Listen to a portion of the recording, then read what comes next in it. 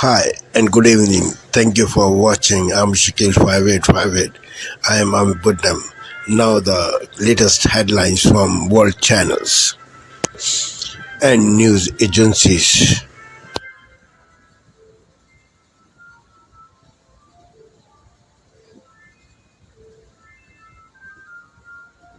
Purported leak. Tonight, breaking news as we come on the air, the tornado watch just as we come on. Also breaking, the sprint to the finish, 6 days to the election. Tonight, Donald Trump, Kamala Harris at this hour in the battleground states. And Harris one-on-one with us. Her promise tonight to Republicans and independents. Also tonight, the White House says President Biden misspoke when talking about Trump's rally at Madison Square Garden. We ask Harris about this. And Nikki Haley tonight with a warning for Donald Trump. And the World Series tonight, what's now happened to those two Yankees fans? First tonight, 24 hours after delivering her closing argument in front of 75,000 people on the ellipse, Vice President Kamala Harris in 3 battleground states today. Tonight, one-on-one here with our Mary Bruce. Harris and her promise to Republicans and independents. And Mary asks about President Biden's controversial comment about Donald Trump's rally at Madison Square Garden. How the vice president responds. Trump pouncing tonight on Biden's comments, but he's also facing questions of his own. Tonight, Nikki Haley with a stern warning to the Trump campaign about what was on display at Madison Square Garden, warning it's a turnoff for women. Also breaking tonight, millions of Americans on alert for severe storms across several states, possible tornadoes, damaging winds, and large hail. We're tracking it. And the Halloween forecast tonight, New York City, Washington, D.C., Philadelphia. Temperatures hitting 80. Lee Goldberg is here. Also tonight, the catastrophic scene unfolding overseas, a year's worth of rain falling within hours. Tonight, at least 95 people killed, thousands trapped in devastating flooding. Victims swept away in Spain. Here in the U.S. tonight, there's news on Lyle and Eric Menendez. A United Airlines passenger arrested accused of a brutal mid-air attack. Outside New York City, the murder at a Hampton spa at the Discovery now involving the suspect. And tonight, that moment from the game last night, what 2 Yankees fans tried to do. And tonight, what's happened to them now? Also, the good news on the economy today and on gas prices tonight. The Grammys with a new home right here on ABC. And you'll remember the moms from last Halloween, their performance then. Well, tonight, they're back. And as you'll see right here, better than ever. From ABC. Tonight, the countdown till Election Day and the controversial comment from President Biden throwing a new twist into the race with just 6 days to go. The remark from the president appearing to call Donald Trump's supporters garbage before later clarifying he was talking about the comedian at a Trump rally who called Puerto Rico an island of garbage. Mr. Trump seizing on the comment saying, quote, "You can't lead America if you don't love Americans," and how Kamala Harris is distancing herself from the president's remark after making her closing argument in Washington. All this as both candidates blitz the battlegrounds, holding dueling events in 2 key swing states. Mr. Trump already ramping up his election fraud claims in Pennsylvania. The lawsuit, the legal strategy, and what it could mean. Also tonight, the severe weather threat, tornadoes reported in the central U.S., and the record-breaking Halloween heat expected for millions. Catastrophic floods in Spain, nearly 100 dead after a year's worth of rain fell in a single day. And a whole new view of fall, why some visitors are seeing the season's beautiful colors for the very first time. This is NBC Nightly News with... Is there rhetoric putting your life in jeopardy? Further jeopardy? I can look. You have a lot of very deranged people in this country. You have a lot and of assassination squads. I looked at the 2 that we're talking about. I'm disappointed that the FBI hasn't opened up some of these phones. And one guy had 6 phones, and the other one had 3 apps. And 2 of the 3 apps supposedly were foreign based. I mean, maybe there was something to it. They should be looking at it. They should be opening up those phones. Why haven't they opened up the 6 phones? And why haven't they opened up the 3 apps? So the first one had 3 apps, and I think they were encrypted, and they were foreign. Think of it. These were foreign apps. Wouldn't you think they'd be opening them up? We need answers. It's just strange. Look, we have a strange situation going on. I will say this. I don't think there's ever been a president that's had more support and strong support than I have. when you mentioned Madison Square Garden before, everybody said, you can't do it. How are you going to ever fill up Madison Square Garden? I said, well, I filled up the Nassau Coliseum, and it's almost the same size, and we could have filled it up 3 or 4 times. I mean, the crowds there were the same thing. And when I saw that, I said, let's go for Madison New Jersey Square. wasn't that small. You've had a number of big rallies. New Jersey, New Jersey was 107,000 people. If you were president and your opponent was being targeted in our country by Iranian assassination squads, and you're president, what would you do? I would tell them, and even if I didn't like my opponent, they can't love me because I'm very critical of them, but I'm critical for a reason, because they don't know what they're doing. Look, we have wars. The Middle East is blowing up. Ukraine would have never been attacked by Russia if I were president. October 7th would have never happened in Israel. All those people would be alive. We wouldn't have had inflation. We would have had Afghanistan, the most embarrassing day in our history. Would never have taken place like that. We would have kept Bagram because it was 1 hour, the biggest Air Force base, one of the biggest in the world.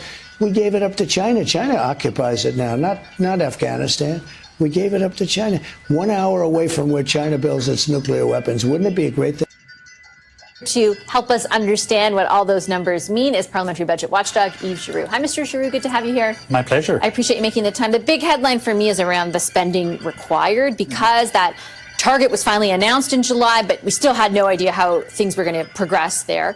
Can you lay out for us how much more the government would have to spend on defense between now and when they anticipate hitting 2%? So right now, the Department of National Defense and other expenditures that are counted towards military spending by NATO, such as the Coast Guard, for example, that's expected to amount to $41 billion this year, assuming all of it gets spent, which is a big if. So that's about 1.35% of GDP, And if the government is indeed meeting the NATO target of spending 2% of GDP on military expenditures by 2032-33, that would mean going from $41 billion to almost $82 billion in 2032-33. Contextualize that for us. How big of a chunk of government spending would that be in general? Well, that would be a doubling, obviously, current expenditures. And that is almost the amount that we are spending on old age security in a year for the entire country. That's about $81 billion. And what would that do to the balance of the budget? And that's what we looked at in this.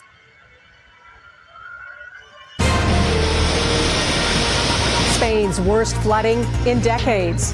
The stream reached waist levels in a short time. The destructive power of torrential rain, how some people sought higher ground, and the warning of what's on the way. The battle for battleground states this Wednesday night. The competing campaigns and how Kamala Harris is in damage control over something Joe Biden said. First of all, he clarified his comments. Potential jolt, how the U.S. election could affect Canada's energy sector. And nightmare on a Quebec street. Whenever I'm not at work, I'm here. One man's spectacular labor of love.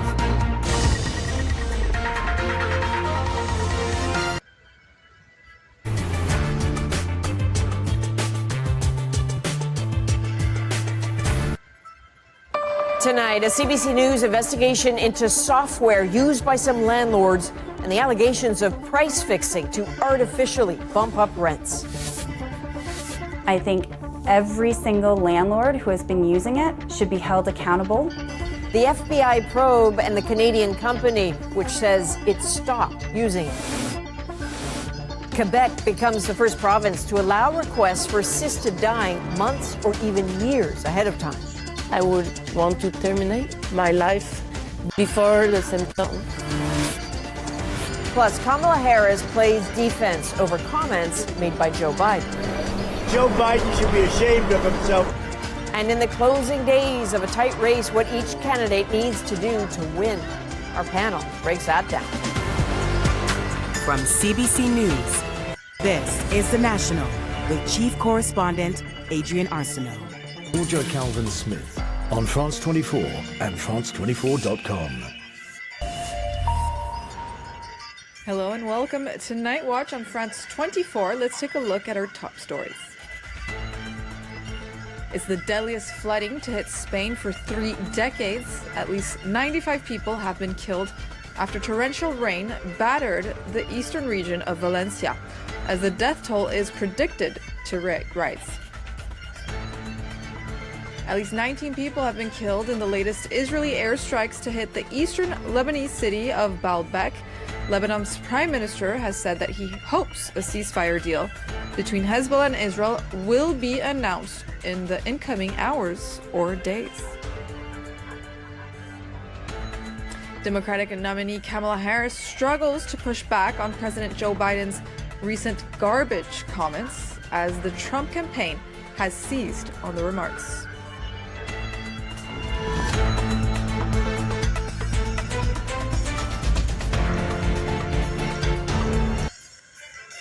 Headliners, November 19 on ABC and ABC iView.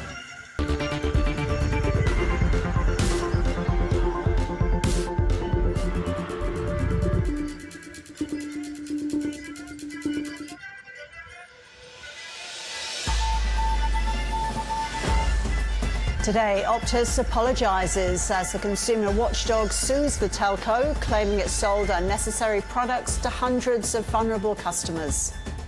This conduct does shock us in the breadth of it.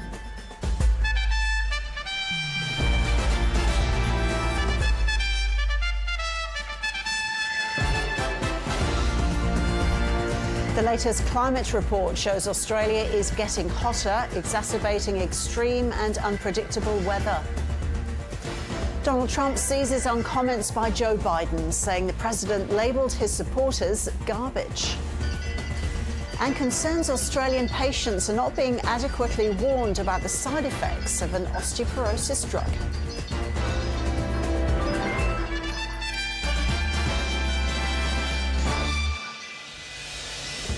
Hello and welcome to ABC News. I'm Ros. Mason Jewelry.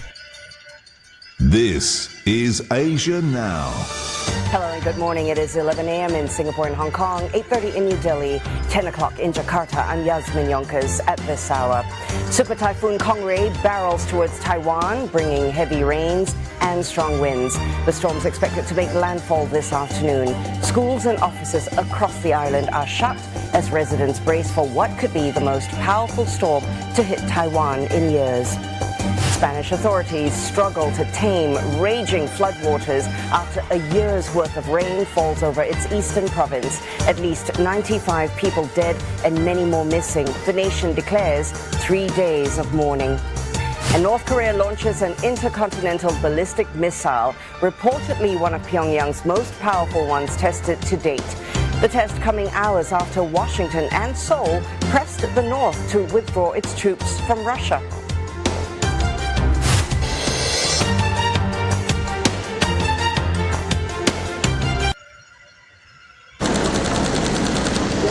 "15 years since the last Labour budget.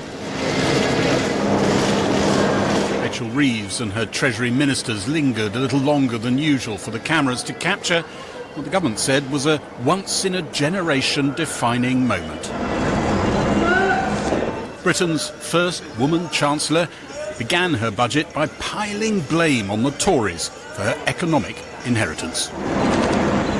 This is not the first time that it has fallen to the Labour Party to rebuild Britain. In 1945... The Tories jeered, but Labour MPs soon found their voice, as Rachel Reeves accused the Tories of sweeping bills under the carpet and running down public services. Hospitals without the equipment they need.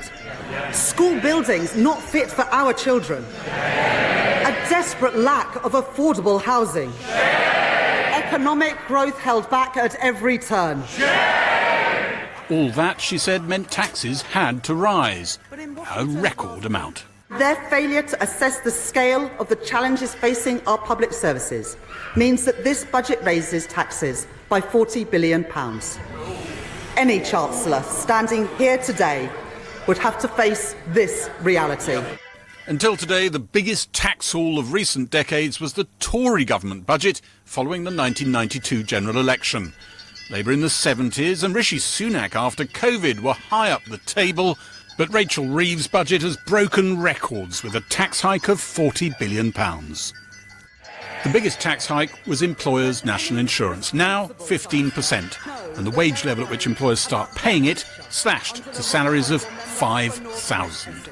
I do not take this decision lightly. We are asking businesses to contribute more, and I know that there will be impacts of this measure felt beyond businesses too, as the OBR has set out today.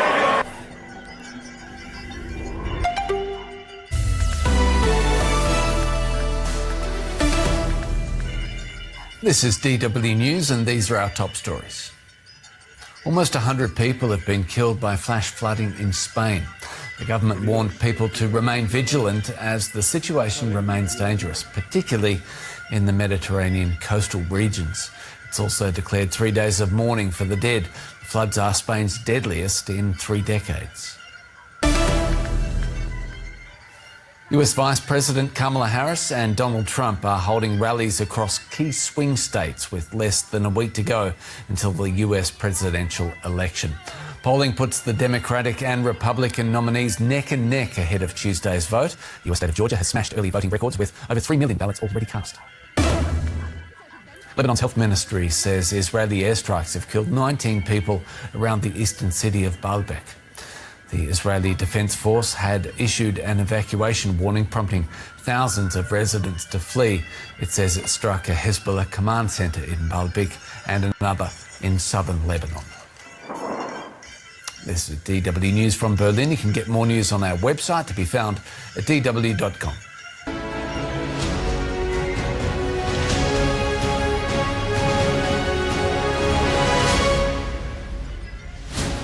Hello, this is Sky News. It's just gone 3 a.m. here in the UK. These are your latest headlines. The Chancellor's multi-billion-pound budget gamble, Rachel Reeves, sets out plans that will take the tax burden to the highest level in modern history, laying the blame with the last government. Their failure to assess the scale of the challenges facing our public services means that this budget raises taxes by £40 billion.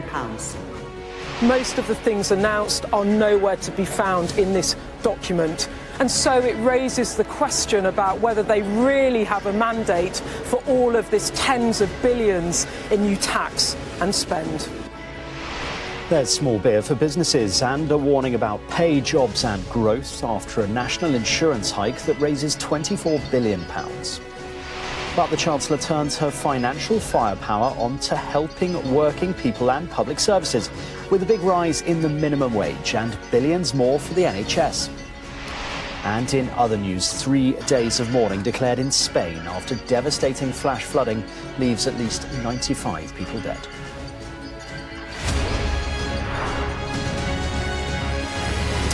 Hello, very good morning to you. Thanks for joining us here on Sky News. We start with...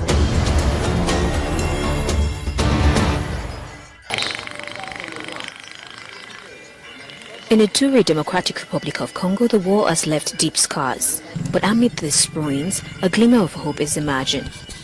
Hundreds of former militiamen, after years of violence, have laid down their arms and are attempting to reignite into civilian life.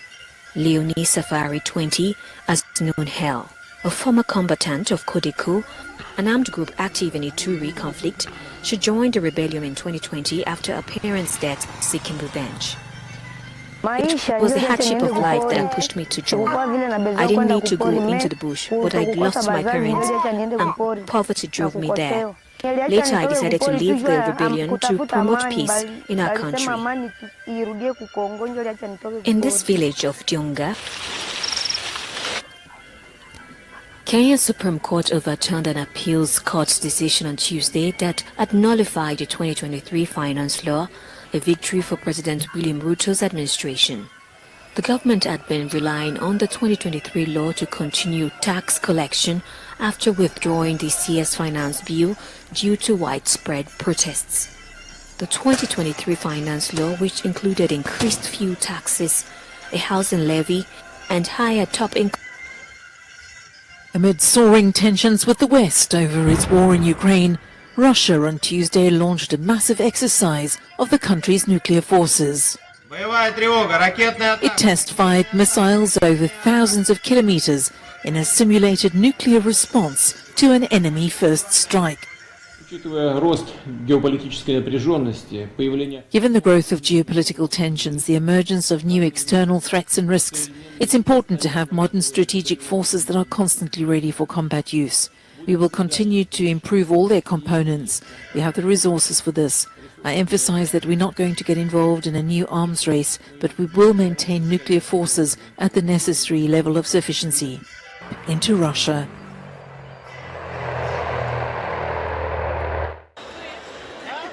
It's every chocolate lover's dream.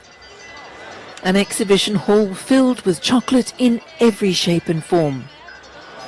The 29th Salon du Chocolat opened in Paris on Tuesday, showcasing the products of 500 participants from 60 countries. I served in the House of Representatives in the state of Hawaii, so that's where I'm from. And one of my great passions was the cacao industry, the chocolate industry, because I see it as a great benefit to Hawaii. And this event is the largest chocolate show on earth, and we thought we'd come and see it and see if it can come to Hawaii. And even the clothes were good enough to eat. As always, the opening night featured a fashion show with models parading down the catwalk wearing creations mixing textiles and chocolate. It was an amazing fashion show. We love it. We love the dress and the creativity. It was very nice. We love it. The 5-day event gathers together chocolate makers, pastry chefs, confectioners, cocoa producers and major brands.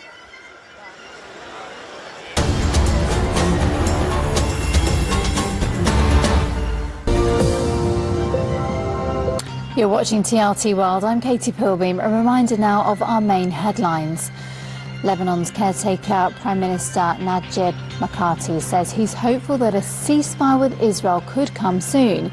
There's been a flurry of diplomatic activity in the region, with negotiators from the US pushing for a 60-day truce. Mikati says he's spoken with the US envoy for the Middle East, Amos Hochstein, who is expected to travel to Israel on Thursday. Meanwhile, the Israeli military has begun airstrikes around the eastern city of Baalbek. Around 4 dozen people have been killed there.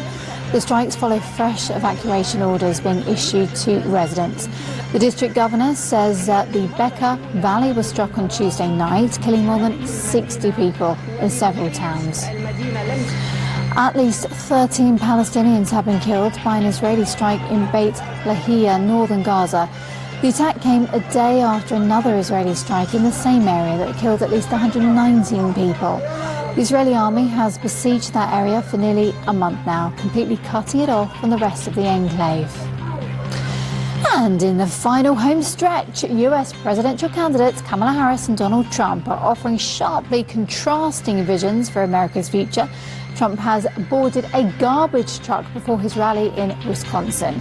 He's known for his showmanship, wanting to draw attention to a remark made by President Joe Biden that suggested that Trump supporters were garbage. But I just wanted to let you know that 250 million people, that's what I think the real number is for making America great again. 250 million, the real number. They don't think in terms of garbage, okay? They don't use terms like that, and it's a shame. And Joe Biden should be ashamed of himself if he knows what he's even doing. And she should be ashamed because she shouldn't let him do it. In Spain, at least 95 people have been killed in devastating floods sweeping across southeastern parts of the country, and many more have been reported missing. The government has announced 3 days of national mourning as the fast-flowing torrents continue to cause widespread chaos. The news continues here on TRT World. Good evening, I'm Sophia Wensler with your headlines. It's just gone 10 o'clock. Rachel Reeves has raised taxes by £40 billion, increasing the burden to its highest level since 1993. First, a 6.7% increase to the minimum wage, bringing it to £12.21, and a rise in national insurance for employers to 15%. VAT will be introduced on private school fees in 2025, while non-dom tax status is set to be abolished. Capital gains tax will rise, with the lowest rate moving from 10% to 18%. And inheritance tax thresholds will be frozen until 2030. A £2.3 billion boost goes to schools, with tripled funding for breakfast clubs. And an additional £2.9 billion will also be directed to the Ministry of Defence. But the Shadow Chancellor, Jeremy Hunt, says it's broken the public's trust and ordinary families will be hit the hardest. Rachel Reeves promised us 30 times that she wasn't going to increase tax. She said no ifs, no buts, no additional taxes to the ones in the Labour manifesto. What she's done today has given us the biggest tax-raising budget in British history, and the people who are going to feel the pain are ordinary families. GB News can confirm that there have been 4 migrant deaths in the English Channel today as the number of people crossing illegally hits a new record high. At least 70 migrants were rescued, according to the French Coast Guard. 1 man died at the scene, while a further 3 bodies had been found along the shoreline. GB News can also reveal that 475 Channel migrants arrived in Dover today, taking the total number so far this year to more than 30,350. In Spain, a 71-year-old British man has been killed in flash floods as the death toll rises to 95, according to authorities. It comes as rescuers continue to search for those missing after the worst natural disaster to hit Spain in 50 years. Videos shared on social media show torrential rain sweeping through towns, dragging cars, downing bridges, and people trapped in floodwater, some hanging onto trees. The Spanish Prime Minister told a press conference the devastating event may not be over, with more than 1,000 soldiers deployed to affected areas. And just days before the US election, footage has surfaced of President Biden appearing to call Trump supporters garbage. And just the other day, a speaker at his rally called Puerto Rico a floating island of garbage. Well, let me tell you something. The only garbage I see floating out there is his supporters. White House insists he was targeting hateful rhetoric used against Puerto Ricans at a recent Trump event. But Republicans and Trump's campaign have condemned the comments. Trump has responded, accusing the Democrats of running a campaign of hate. Those are the latest GB News headlines. Now it's time for Patrick. For the very latest GB News. Kamala Harris aims to distance herself from President Biden's gaffe. The only garbage I see floating out there is his supporters.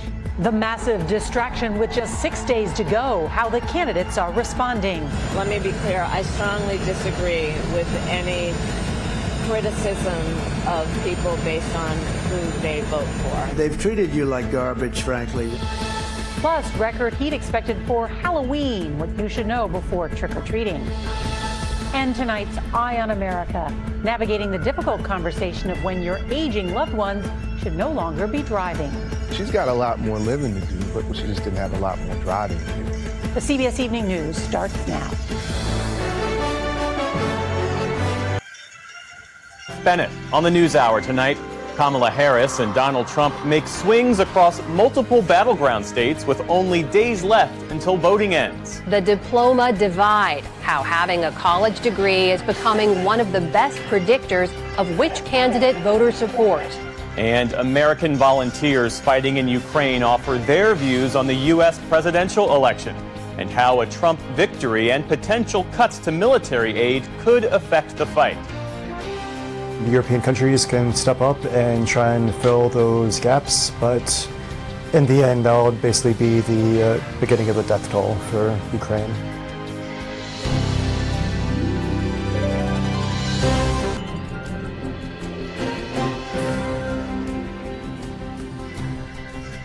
I'm Stephanie Tsai with NewsHour West. Here are the latest headlines. In Spain, at least 95 people have been killed in catastrophic flash floods. Rainstorms that started yesterday quickly overwhelmed rivers and sent torrents of muddy water gushing through streets. Authorities carried out helicopter rescues for those who were trapped in flooded homes. The Valencia region was among the hardest hit and is now facing unprecedented damage. Some survivors say they've lost everything. I owned the bakery on the corner, and with 8 feet of water, I had to escape through a window when the water started coming up to my shoulders. It took everything, about 300 to 400 cars. I have to throw everything out of the bakery, freezers, ovens, everything. Authorities are searching for an unknown number of people who are still missing. They say the death toll is expected to rise in what's already the nation's worst natural disaster in recent memory. Spain's government has declared 3 days of mourning starting tomorrow. Israel is expanding its military campaign beyond the south of Lebanon as it targets what it says are Hezbollah strongholds.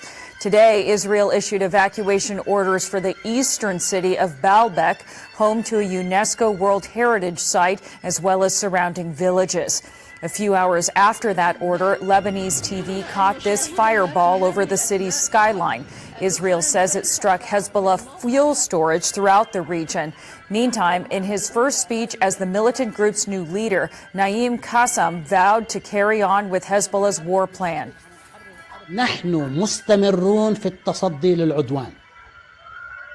We will continue to confront the aggression. If the Israelis decide to stop the aggression, we say that we accept, but with the condition. Thank you for sparing your precious time. This is Amir Shakil. Have a good life.